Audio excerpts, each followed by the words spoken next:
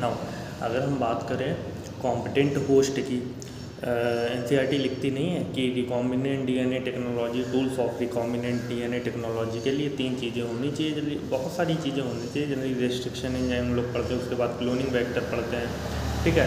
Then हम लोग ये पढ़ते हैं competent host actually competent host अपने आप कॉम्पिटेंट नहीं होता, हमें उसको कॉम्पिटेंट बनाना पड़ता है। कॉम्पिटेंट का मतलब वो हमारे डीएनए को, यानी वो जो प्लाज्मिड है जिसके अंदर हमारा डिजायर्ड जीन है, उसको ले सके, ठीक है। सेल, बैक्टीरिया की सेल, यानी कॉम्पिटेंट होस्ट, बैक्टीरिया का है अभी होस्ट, वो ले रहा है ना प्लाज्मिड, तो हम लोग उसको होस्ट बोलेंगे। तो अगर हम लोग बात करें competent host for transformation with recombinant, जो कि हमारे रिकॉम्बिनेंट डीएनए के साथ ट्रांसफॉर्म हो जाए, बदल जाए, चेंज हो जाए, ठीक है, मॉडिफाई हो जाए। तो दैट मीन्स कहने का मतलब है, बात सुनना ध्यान से हमारी, कैसे करेंगे भाई।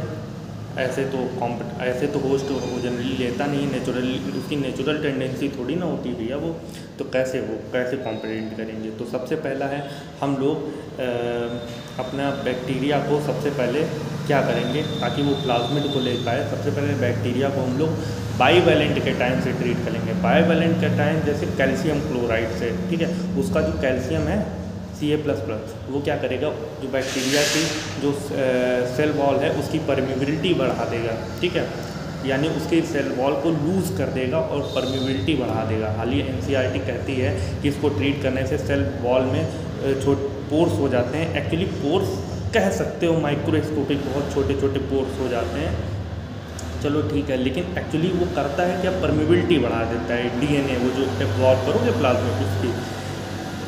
और फिर हम लोग क्या करते हैं, कैल्शियम क्लोराइड से ट्रीट करने के बाद हम लोग उसको इलेक्ट्रोपोरेशन करवाते हैं। इलेक्ट्रोपोरेसिस करवाते हैं, अगर इलेक्ट्रोपोरेशन करवाते हैं। इलेक्ट्रोपोरेशन का मतलब होता है इलेक्ट्रिक शॉक देंगे सेल को।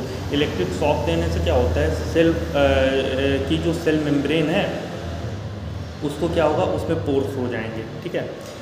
बाकी ये छोटी छोटी बातें हैं कि अपना जो डीएनए होता है वो हाइड्रोफिलिक होता है, जो सेल मेम्ब्रेन होती है वो हाइड्रोफोबिक होती है। सिंपल सी बात है, लिपिड की बनी है बाइलेयर, तो हाइड्रोफोबिक ही होगी यार, ठीक है। तो ये सब अभी ध्यान नहीं देते, यहाँ पे समझो कॉन्सेप्ट क्या है, कैसे डीएनए ट्रांसफ़र होगा अभी यहाँ पे। तो होता क्या है, हम लोग क्या करते हैं, सबसे पहले कैल्शियम क्लोराइड यानी बाईवैलेंट कैटायन से ट्रीट करेंगे, जिसके कारण ये क्या करेगा, उसकी जो बैक्टीरियल सेल है उसकी परमिबिलिटी सेल वॉल की बढ़ा देगा, या कह लो परमिबिलिटी बढ़ाने के साथ उसको लूज़ कर देगा सेल वॉल की। अच्छा, यहाँ पे परमिबिलिटी बढ़ा देने का मतलब कह सकते हैं छोटे छोटे पोर्स कर देगा, ठीक है।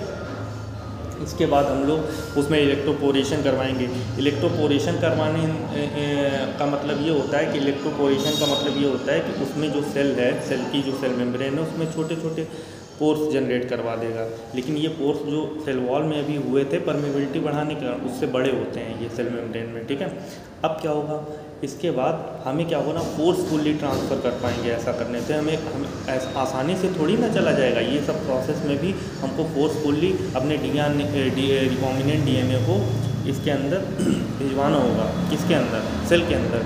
तो ऐसे नहीं चला जाएगा। इसके लिए हमें कुछ ज़बरदस्ती चला जाए हमारा डीएनए, रिकॉम्बिनेंट डीएनए सेल के अंदर, ठीक है। इसके लिए हमें क्या करना पड़ेगा कि ये जो सेल है उसके साथ अपना रिकॉम्बिनेंट डीएनए दोनों को इंक्यूबेट करने का मतलब है रखना पड़ेगा। कहाँ पे, आइस पे। आइस मतलब 0 डिग्री सेंटीग्रेड टेम्परेचर पे रखना पड़ेगा दोनों को साथ में। फिर उसके बाद भैया ऐसा क्यों करते हैं, आइस पे क्यों रखा, आइस पे रखने से आइस क्या करती है, इसकी जो मेटाबॉलिज्म होती है बैक्टीरिया सेल की, इसको क्या करती है, कम कर देती है, ठीक है। इसकी क्या होती है, मेटाबॉलिज्म जो होती है इसको कम कर देती है, ठीक है। अब क्या करेगी, इसकी मेटाबॉलिज्म जो होगी कम स्लो हो जाएगी। इसके साथ साथ ये जो सेल मेम्ब्रेन है इसको रिजिड कर देगी, थोड़ा टाइट कर देगी, लूज नहीं करेगी, थोड़ा टाइट कर देगी, ठीक है।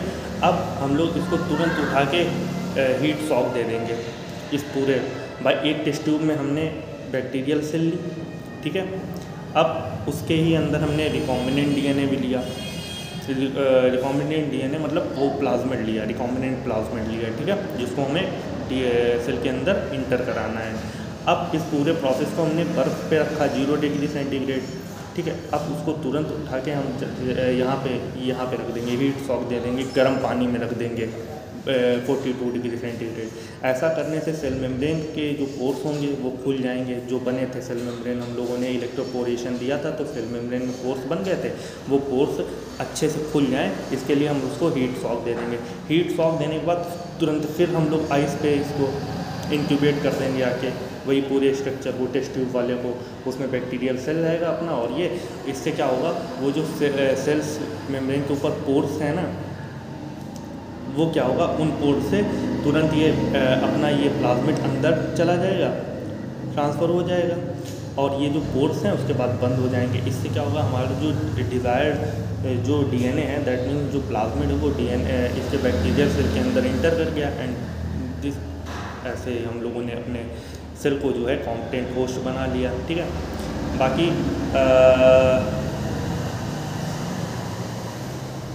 डिज़ायर्ड जो जीन है वो और भी तरीक़ों से अंदर जाता है, बाद में बताएंगे, और भी तरीक़ों से ट्रांसफ़र होता है सेल के अंदर, वो अलग प्रोसेस है, लेकिन ये बेसिक प्रोसेस है। ठीक है, ओके दैट्स